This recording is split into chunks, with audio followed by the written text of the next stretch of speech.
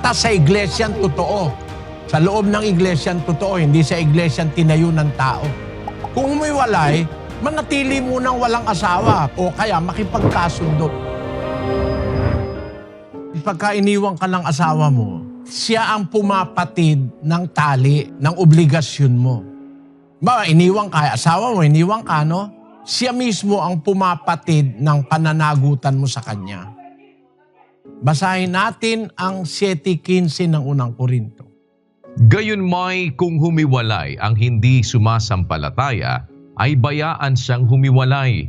Ang kapatid na lalaki o kapatid na babae ay hindi natatali sa mga ganitong bagay, kundi sa kapayapaan kayo tinawag ng Diyos. Pagka ikaw ay hiniwalayan ng asawa mo, iniwanan ka na, napatid na yung tali, hindi ka na natatali, no?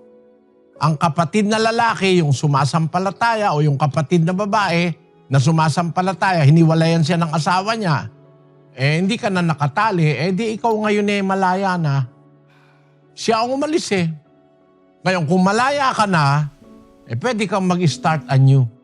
Pero kung may pag-asa pa, huwag ka munang mag-aasawa.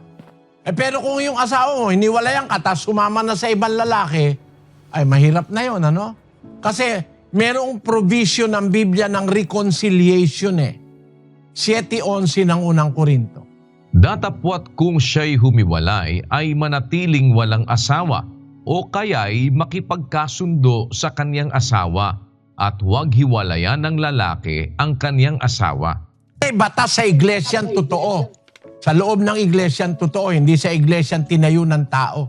Kung humiwalay, manatili munang walang asawa o kaya makipagkasundo. Merong time for reconciliation May provision ng Biblia na mag-reconcile ang mag-asawa.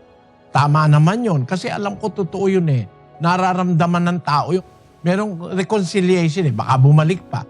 Pero kung halimbawa, nag-asawa na ng iba, wala nang balak bumalik sa'yo, libre ka na. Siya nga ang gumawa na maputol na yung relasyon nyo Hindi mo kasalanan yon. Kasi kung ikaw Kristiyano, hindi ka talaga hihiwalay sa asawa mo Pero kung yung hindi sumasampalataya, hindi naniniwala, siya na ang humiwalay, tapos nag-asawa na siya ng iba, kawawa ka naman. Meron ka ngayong pagkakataon kung wala ng tali, pinatid niya siya nagpatid Pwede okay lang kung magkaroon ka ng panibagong start.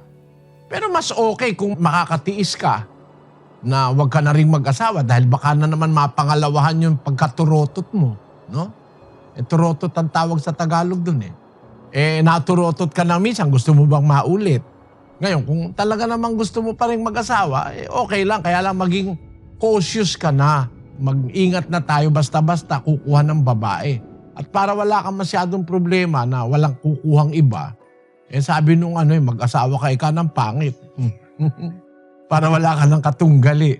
May kantang ganun Pero yun naman sinasabi ko lang sa'yo kapatid, bilang halimbawa na talagang kasi ang buhay mag-asawa, isa yan sa pinakamaselang relasyon.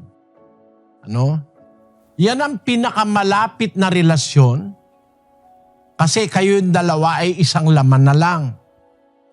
Sabi ng Biblia, yan ang pinakamalapit na relasyon. Pero isa yan sa pinakadelikadong relasyon. Pag hindi yan na-guide ng aral ni Kristo, ang pupuntahan ng pag-aasawa, distraction.